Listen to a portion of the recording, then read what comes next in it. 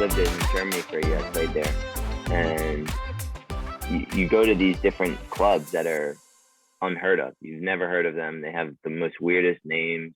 They're strange, bizarre, and you go and they have amazing facilities. They have 3 fully grassed, beautiful pitches. They have a turf facility. They have an indoor facility with weight rooms and full locker rooms, cabins, and it's beautiful. It's incredible. And you're like, how have I never heard of this team? Look at this facility. But that's just, like we said, it's integrated there. It's integrated into the culture. The businesses are very supportive of that, and they don't have really any other sport. I mean, maybe they play handball or something in Germany. It's not any major sports like we have. So the businesses are fully supportive of them. The business owner also maybe runs the club, or maybe he sits on the chair, the board or something. Did you go over there for specifically for soccer? Yes. So what was that? So how did you end up doing that? Was that like some sort of study abroad program, or like how did that work? Yeah, it was crazy. It wasn't a study abroad program, but I was playing down in Florida for a team called Boca Raton FC, and they're at the time I believe it was MPSL, and this was 2018 when I played with them. Yeah, 2018, and it was good. They put me up in an apartment. They provided probably 60-70% of my meals and everything. It was good. And I was training at this field in Coral Springs. And there was this goalkeeper there, and he had all these cameras set up. And I was like, that's weird. That's strange. But we were training, because this was like 2018, before YouTube was like crazy. And my friend Marco, who was my roommate at the time, he's a goalkeeper. And so we're training together, where him and I'm doing finishing, dribbling stuff and hitting the ball on goal. And, we're training together. And this guy with all the cameras comes up to us and he's like, hey, I see you guys training. And he asks us about ourselves. His name's Alberto Ruiz. He has long story, but he has his own goalkeeping YouTube channel. It has I don't even know what the stats are on it, but it's a pretty significant channel. But it's strictly goalkeeping. And he ran this academy in Germany, and he said, hey, come to Germany. I could get you trials with teams. And that was literally how we met. We met at a park in Coral Springs, just started talking, and he had these German connections, went over there. I stayed in this house with other players. It was like this academy, they called it. And I would train 5 days a week with that group, and then on the most of those days I would have double days. So I would have like a Monday, Tuesday, and then Thursday, Friday, Saturday training with the team, with a local team in like that city, and play a game at the weekend.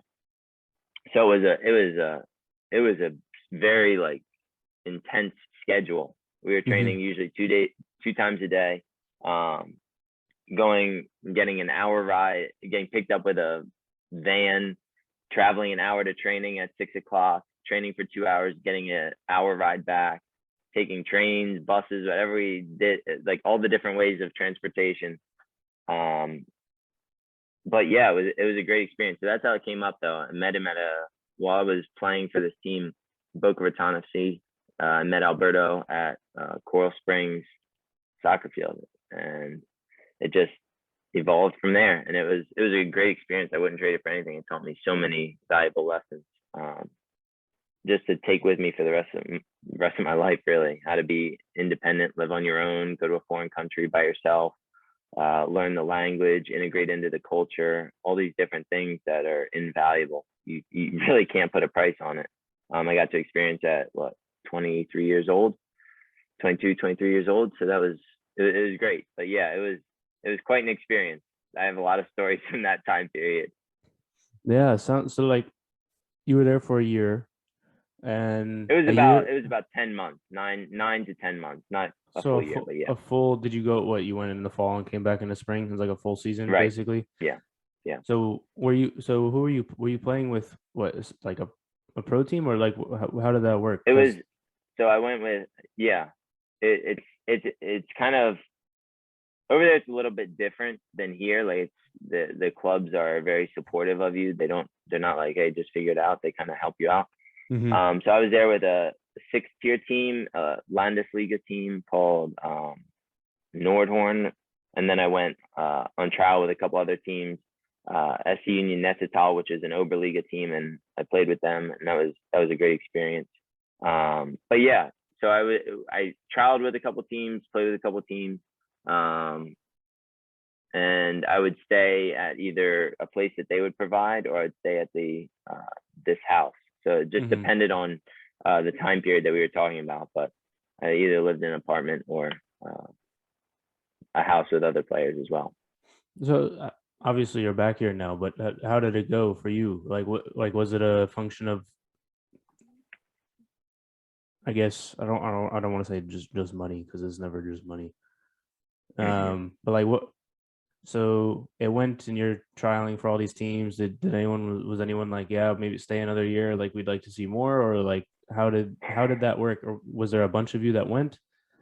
No. So it was me and a friend of mine. I ended up like telling about this, and he came, met me over there, and we spent some time together. But the main issue for me was the passport, because I was there on a traveling visa. I couldn't get a work visa, and I wanted to get a citizenship, because then that opens up a lot more doors for you to stay longer. But the main thing for the clubs that I was at was they didn't have a lot of finances, so they couldn't take care of me, put me in like a really nice apartment by myself or anything like that, just living arrangements. A lot of their players were from the cities that they were in, and they grew up there, they lived there, they have jobs there, whatever. And I wasn't able to get a job, and the club couldn't pay me to stay there. So for me, I just decided that it was, one, my visa was up and I couldn't stay any longer, because you can only stay 6 months at a time.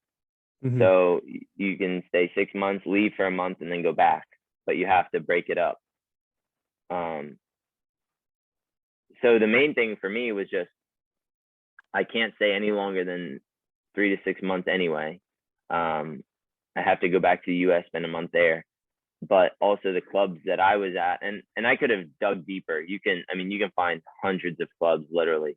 I could have done a lot more work to find other clubs and go to other places to see if I could find a better opportunity for myself. But for me, I just decided, okay, I see how I'm living right now, and I don't have the financial means to just go around Germany and just travel for months on end to going to different clubs, different teams. So I just decided, hey, I'm going to go back to the US. I'll figure something out. I have good experience now, and I've seen what I'm capable of, like a lot like you were. You see the European game. It's totally it's different. In a really good way. As a player, you develop tremendously whenever you go over there, and you can immerse yourself in it. Because I believe that immersion is the only way to do something if you're going to learn it. If you're going to learn a skill, you should immerse yourself in it. You should go in, if you want to speak a language, immerse yourself in it. So it developed me a lot as a soccer player in that time, because I was there, and these guys live and breathe soccer, everything. They structure their entire life around the game. They structure, dinner time, we're going to put a game on the television, we're going to watch it, so you just pick up a lot, like slowly, like tactically, like you're watching it constantly. You're talking with people that want to talk about soccer. So it was a great time period. But for me, it was financially, clubs don't usually say like, hey, we're going to pay for your train ticket and all this without seeing you first. So in order to get there, you have to spend money, and then they will invest in you. But yeah, they weren't able to offer me anything. They weren't like, hey, we're going to give you an apartment, we're going to give you $1,000 a month or €1,000 a month or whatever for food. So I just decided I should come back to the US and think about things and restructure my plans.